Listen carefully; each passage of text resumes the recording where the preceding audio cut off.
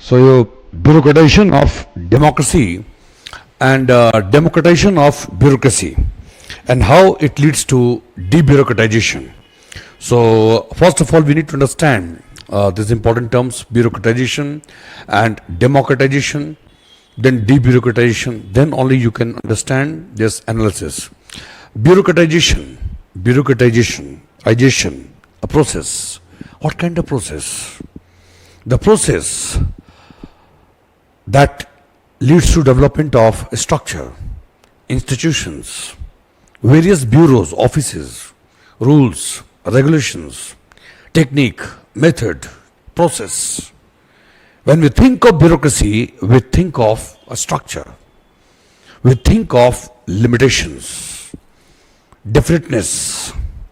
We think of formality. We think of rationalization. We think of procedural operations, regularization, and element of predictability. In search of certainty, predictability, regularization, discipline, you develop institution, you develop structure.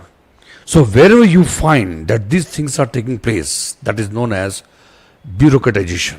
So bureaucratization as a process is concerned with development of structure, rationalization of activities, any process, in search of regularity, in search of discipline, in search of predictability. Up to certain extent, this is good, this is desirable, because you would not like to live in an environment replete with uncertainty and unpredictability. But what happens? There is a limit to everything. When the limit is crossed, what is positive, it becomes negative. Merits become demerits. Advantage becomes disadvantage. Same is the case with bureaucracy. So bureaucracy developed or bureaucracy evolved as an institution, administrative body to control and regulate the things, to convert the will of the state into reality, to implement the programs or projects or policies. So bureaucracy which evolved over a period of time. Up to certain point, it led to certainty, it led to regularity and efficiency, better management of resources. But in the course of time, that point of optimality was crossed. Most of the countries have seen this, and that's why they are going for debureaucratization. That limit, when society demands more and more goods and services, and to provide the same, you develop new institution. And whenever an institution comes into existence, any agency, you corporation or government company or ministries, departments, boards, commissions, whenever any institution comes into existence, it means side by side you will have a set of rules and regulations. You will have laws. Then you will have bureaucrats, their power, authority, jurisdiction, hierarchy, supervision, lot many things are there. So the process that tends to develop this kind of institutional mechanism, structure, rules, regulation, that is known as bureaucratization. But up to certain limit, up to certain point, this is advantageous. When that limit, that point is crossed, after that it becomes a liability.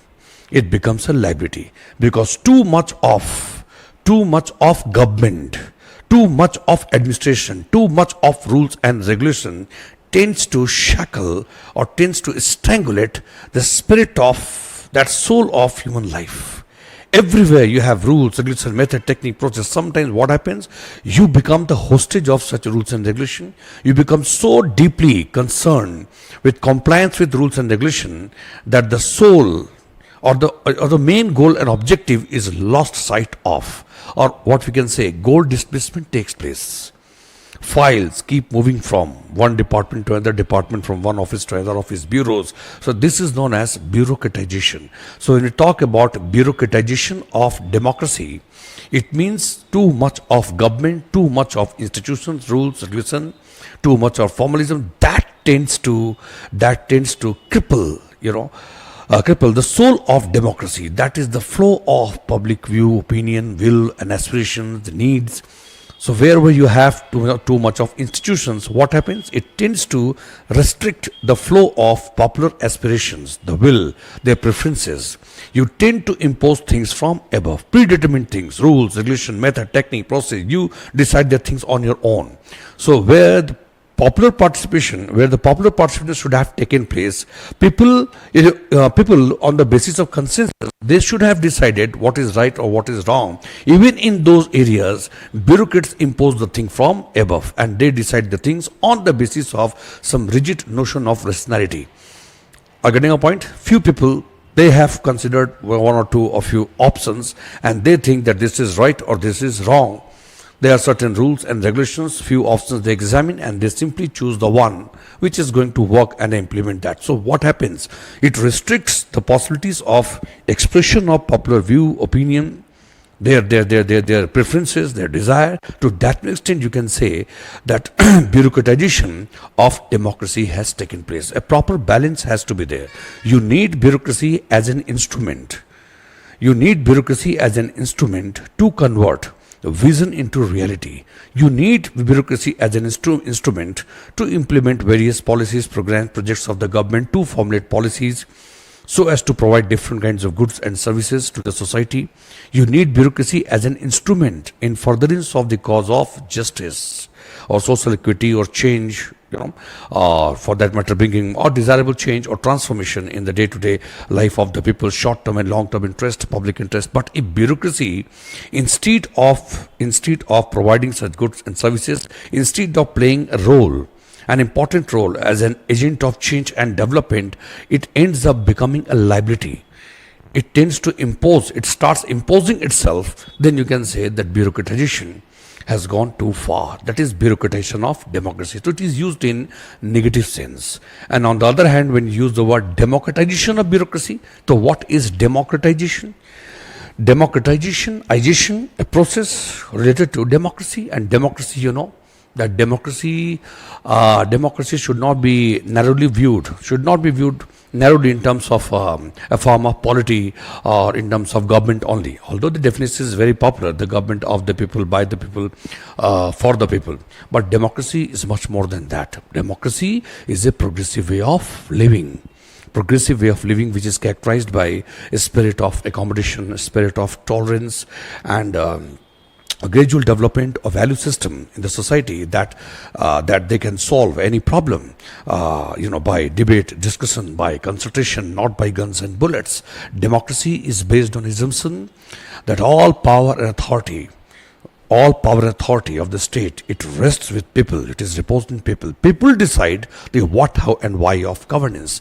People are the repository of all power and authority, and they should decide what kind of socioeconomic life they want, what kind of government they want. So people should decide. Democracy is characterized by upward flow of authority, and downward flow of responsibility. What is clear? So the government at the top is conferred with authority, which is shared by the people in favor of that government. That you are being given such responsibility, you discharge that responsibility properly. What is clear? So democracy, when we talk about democratization, we talk about the process, any process that tends to promote the cause of democracy. And promoting the cause of democracy means promoting the cause of the common people. So whatever tends to make common people feel important, whatever tends to promote the interest of the public at large, whatever tends to promote the idea of accommodation, idea of harmonization of interest, that is closer to democracy. So when we talk about democratization, we talk about the process by which we strengthen the cause of democracy. And strengthening the cause of democracy means they're doing something which make the common people feel important, and not only feel important, that bring important changes in the day-to-day life of the Aam Aadmi and common people, which is based on the admission that people are the masters. They are in collectivity, they are the repository of all power and authority. So therefore their interest has to be kept uppermost in mind. So all the institutions of the state or the government, whatever we talk about, these are supposed to cater to the needs of that society, because they have originated from this oceanic mass.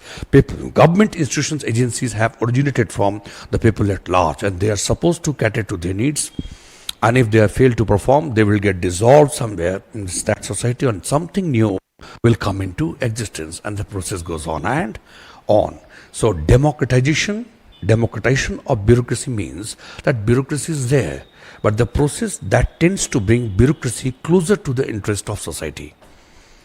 It means democratization of bureaucracy means that you dilute to the extent required obsession with rules, regulation, procedures, too much of formality. You simplify the things on scientific lines. You make the things more simple, more scientific. You tend to destroy that war of separation between bureaucracy on the one hand and society on the other. You take appropriate measures. You bring desirable changes in the structure of bureaucracy, rules and procedures of bureaucracy.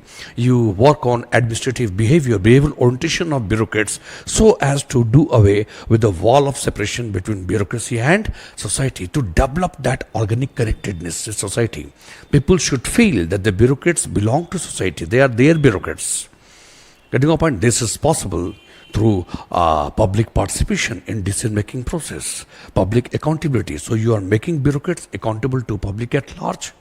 Getting a point? So their accountability up to certain extent has to be enforced. Otherwise, as per the model of bureaucratic model, bureaucrats at the first instance, they are accountable to political leadership only. Okay, but when I'm talking about public accountability, it is in the larger context that you are answerable. So technically, or in terms of the rules, procedures and common legal code, bureaucrats are accountable at the first instance to the political leadership. And the principle of anonymity, we know that bureaucrats are not supposed to be very much visible. So they simply execute or implement the policies or programs and projects which are designed by the bureaucrats and the political leadership, and they are accountable to political leadership, and political leadership assume the responsibility towards public at large. But when we talk about public accountability, it is in some specific sense, that goods and services that you are providing, you should interact with society. If they are not satisfied, you collect the feedback and you apply correctives. Getting a point? So public participation in decision-making process wherever it is possible, and then public accountability. Bureaucrats in their action, in their behavior, they reflect the admission of this fact and reality that people are the master. People are the repository of all power and authority. All resources belong to the people, and you are acting in trust and on behalf of the society. So you have to make the best possible utilization of all resources. You are not the master. You have to make the best possible utilization of total available resources in keeping with the policy of the government to provide different kinds of goods and services to society. So public participation, public accountability. There has to be transparency. Things should be very clear. People have every right to know the what, how and why of various plans, programs and projects. What exactly the project is, and who are the beneficiaries, how much money is being spent, and and how much time it will take to complete the project. So everything, as far as possible, that transparency has to be maintained. So honesty, integrity, then impartiality, then objectivity, then regularity and discipline, all such things are maintained. In this way, you can build very good relationship, between bureaucracy on the one hand and public at large on the other. The public trust and confidence, it has to be strengthened by conforming to the code of behavioral propriety. So when we talk about democratization of bureaucracy, it is about bringing bureaucracy closer to the will and aspiration needs of the society, bringing or developing that the interaction between bureaucracy and society, so that the bureaucracy could come to know their desire, their preferences, their problems and grievances, and they could marshal the total available resources as far as possible. They could make utilization of such resources in a way and manner which is in conjunction with the expectation of society. So bringing bureaucracy closer to the needs of or the problems of Aam Aadmi common people. That is democratization of bureaucracy. So democratization of bureaucracy, this expression is a positive expression. It is used in positive sense. And bureaucratization of democracy is generally used in negative sense. Bureaucratization of democracy tends to cripple the very soul of democracy. It tends to inhibit that flow of that communication between the government on the one hand and the society on the other. Too much of rules regulation, it acts as a kind of stumbling block. The block, it inhibits that smooth flow of information or knowledge between, or for that matter, the consent of aspirations of the society and exercise of authority by the government. So bureaucracy should not become that inhibitive force. It should be a very powerful connecting link, and we need to strengthen that connectedness of bureaucracy, that organic connectedness of bureaucracy to society. So bureaucratization of democracy is used in negative sense, and democratization of bureaucracy, this expression is used in positive sense. And gradual democratization of bureaucracy over a period of time, when you involve people in decision making process, you make bureaucracy accountable to the public at large. Okay, and then you develop ways, means and mechanism for better interaction or more vibrant and meaningful interaction between the administration, bureaucracy on the one hand, society on the other. So gradually, you do away with the evils of bureaucracy. Generally, for these things, bureaucracy is criticized. Excessive formalism, too much of rule orientation, status quo tendency. Status quo tendency means just countering the things as they are. So status quo tendency of incrementalism, you're just making marginal improvement over the existing state of affairs to create an illusion of growth and development. So there's evils of bureaucracy. If these evils are done away with, then bureaucracy functions quite well. So bureaucracy can play a better role in the governance of, in the overall governance of the country and society. So when we talk about debureaucratization, we do not talk about doing away with bureaucracy. We talk about doing away with the evils of bureaucracy. And evils of bureaucracy to a great extent can be done away with if you simply focus on democratization of bureaucracy. So democratization of bureaucracy, and the consequence will be debureaucratization. Point is clear? So you have bureaucratization of democracy. When bureaucratization of democracy generates a negative expression, it crosses the limit. Then you apply ways, means and measure, to democratize your bureaucracy, and the consequence will be debureaucratization. This is the link, among these three expressions. Thank you.